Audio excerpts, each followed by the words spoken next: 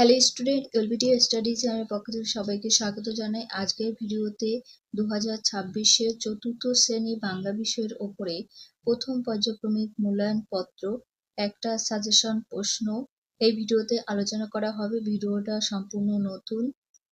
পূর্ণমান থাকবে 20, সময় পাবে 40 মিনিট। একের দাগে সঠিক উত্তরটি নির্বাচন করে লেখো। যে কোনো 6টি প্রশ্নের উত্তর করতে হবে। হাফ নাম্বার করে থাকবে।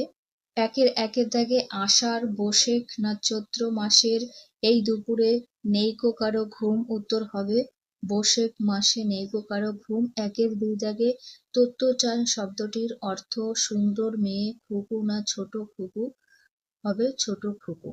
একের তিনে ওরা শুধু পৌঁছাতে চায়, ছুটে হেঁটে না ধীরে ওরা ছুটে পৌঁছাতে চায়। চারে নিজের বেগে চলার শিক্ষা দেয় বাতাস, সূর্য, নদী না পৃথিবী নদী।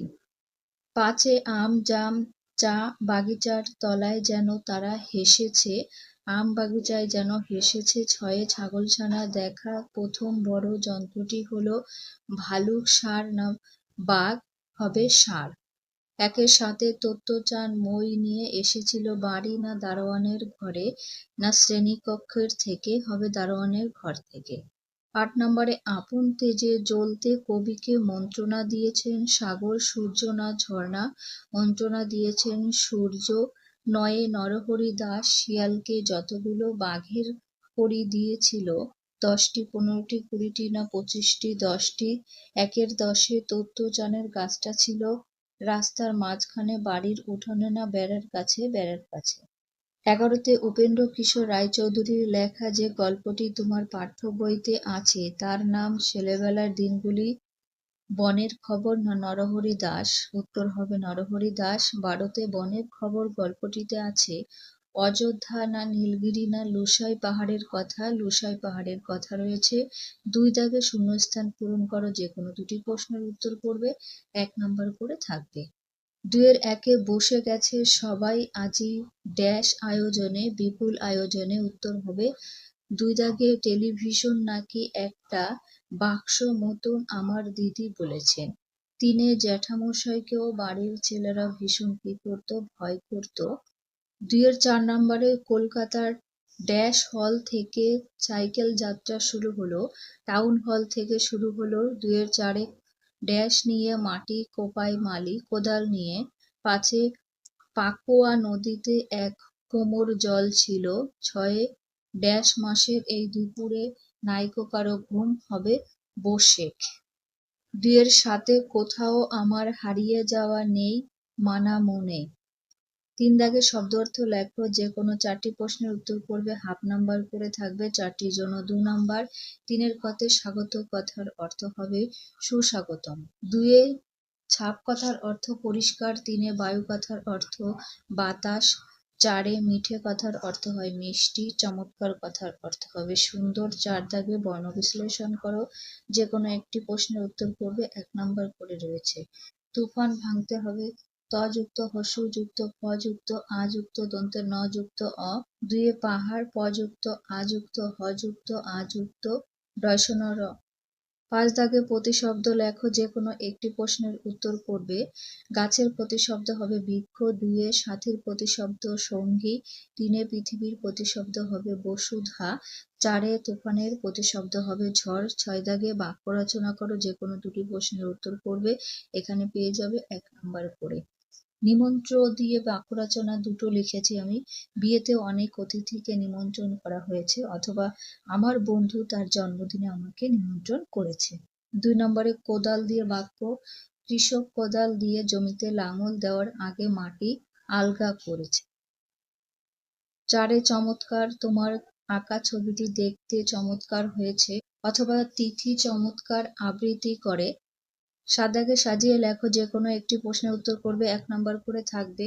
1-এ ক্ষিয়ই খ অ, তারপরে ক হবে। 9 একার দন্তের ন। এখানে শব্দ হবে অনেকক্ষণ। 2-এ অন্তস্তয় আকার দন্তের ন ভ ক ভয়ানক শব্দ হবে। 8 দাগে ক স্তম্ভের সাথে খ স্তম্ভ মেলাও। এখানে হাফ নাম্বার করে রয়েছে। 4টির জন্য পেয়ে যাবে 2 নাম্বার বরাদ্দ। ক স্তম্ভ এবং খ স্তম্ভ। মালগাড়ি কে লিখেছেন? প্রেমেন্দ্র মিত্র। বিচিত্র স্বাদ রবীন্দ্রনাথ ঠাকুর লিখেছে। সবার আমি ছাত্র এটা লিখেছেন সুনির্মল বসু। বনভোজন কবিতাটি লিখেছেন গোলাম মোস্তফা। ৯ দাগে নিম্নলিখিত প্রশ্নগুলির উত্তর দাও। যে কোনো 4টি প্রশ্নের উত্তর করবে। 1 নম্বর করে থাকবে 4টির জন্য 4 নম্বর। 9 কতে গঙ্গা মাটি দিয়ে কি শুরু হলো? গঙ্গা মাটি দিয়ে ভীষণ পড বুলটি পড়ার শুরু হলো। কতে কথা বলার জন্য প্রথমে কি দরকার?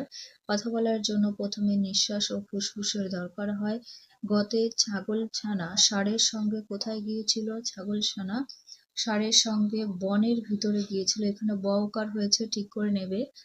ঘতে বনভোজন কবিতাটিতে কারা খেলতে এসেছিল? বনভোজন কবিতাতে নুরু, খুশি, আয়েশা, সফি এরা খেলতে এসেছিল। অমতে তত্ত্বচান কাকে গাছে চড়ার নিমন্ত্রণ জানিয়েছিল? তত্ত্বচান ইয়াসুয়াকি চানকে গাছে চড়ার নিমন্ত্রণ জানিয়েছিল। চতে বিচিত্র স্বাদ কবিতায় কথক বাড়ির গলি দিয়ে কোথায় যায়? বিচিত্র স্বাদ কবিতায় কথক বাড়ির গলি দিয়ে পাঠশালায় যায়। 6 দাগে গর্তের বাইরে যেতে চাইলে ছাগলছানার মা তাকে কি বলতো? গর্তের বাইরে যেতে চাইলে ছাগলছানার মা তাকে বলতো, যাসনে, ভালুকে ধরবে, বাঘে নিয়ে যাবে, সিংহে খেয়ে ফেলবে। যতে মালগাড়ি চলাকে কবিতায় কার সঙ্গে তুলনা করা হয়েছে? মালগাড়ির চলাকে কবিতায় ভাটার চলা নৌকার সঙ্গে তুলনা করা হয়েছে। 10 দাগে নিচের প্রশ্নগুলির উত্তর দাও। যে কোনো একটি প্রশ্নের উত্তর করবে। প্রত্যেকটির জন্য 2 নম্বর করে থাকবে। 10 কতে শুনেই তো ভয়ে বাঘের প্রাণ উড়ে গিয়েছে। বাঘ ভয় পেয়েছে কেন? বাঘ শিয়ালকে লেজের সঙ্গে বেঁধে শিয়ালের গর্তের কাছে এলে ছাগলছানা দূর থেকে তাদের দেখতে পায়। তাদের দেখে ছাগলছানা বুদ্ধি করে শিয়ালকে বলে, দূর হতভাগা, তোকে দিলাম 10 বাঘের কড়ি, 1 বাঘ নিয়ে এলি লেজে দিয়ে দড়ি। এই কথা শুনে বাঘ ভয় পেয়ে যায়, কারণ সে ভেবেছিল শিয়াল তাকে ফাঁকি দিয়ে নরহরি দাসকে খেতে দেওয়ার জন্য তাকে নিয়ে এসেছে। কিছু বানানে একটু ভুল আছে, তোমরা ঠিক করে নেবে প্রত্যেকে। খতে বাগিচা শব্দের অর্থ কি? বাগিচা শব্দের অর্থ হলো বাগান। নুরু সোফিয়া দুপুরবেলা ঘুমায়নি কেন? দুপুরবেলা মা বাবা ঘুমিয়ে পড়েছে দেখে নুরু সোফিয়া আম বাগিচায় তলায় আয়েশা ও সফির সঙ্গে বনভোজন করছিল, তাই নুরু সোফিয়া দুপুরবেলা ঘুমায়নি। নাম্বার কতে আমায় দিল ভিক্ষা, কবি কোন ভিক্ষার কথা এক্ষেত্রে বলেছেন? কবি কার থেকে মধুর কথা বলার শিক্ষা লাভ করেছেন? কবি সুনির্মল বসু এক্ষেত্রে ভিক্ষা বলতে শ্যামবনানীর কাছ থেকে পাওয়া সরসতার ভিক্ষার কথা বলেছেন।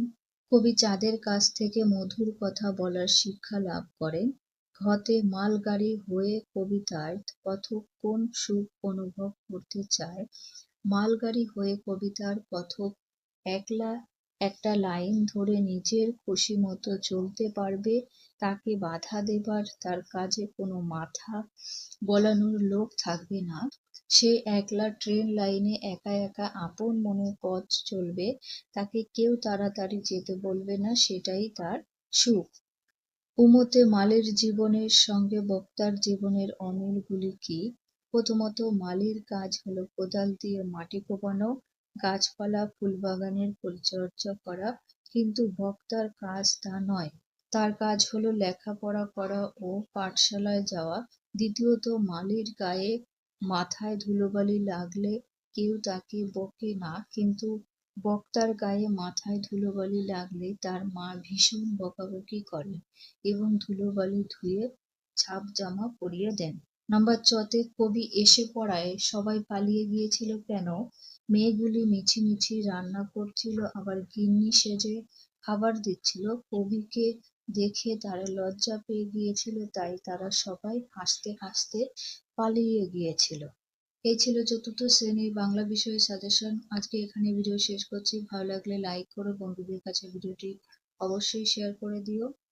আজকে চ্যানেলে নতুন হলে চ্যানেলটিকে সাবস্ক্রাইব করে রেখে দিও। পরবর্তী ভিডিওতে নেক্সট কোনো বিষয় নিয়ে আলোচনা করা হবে।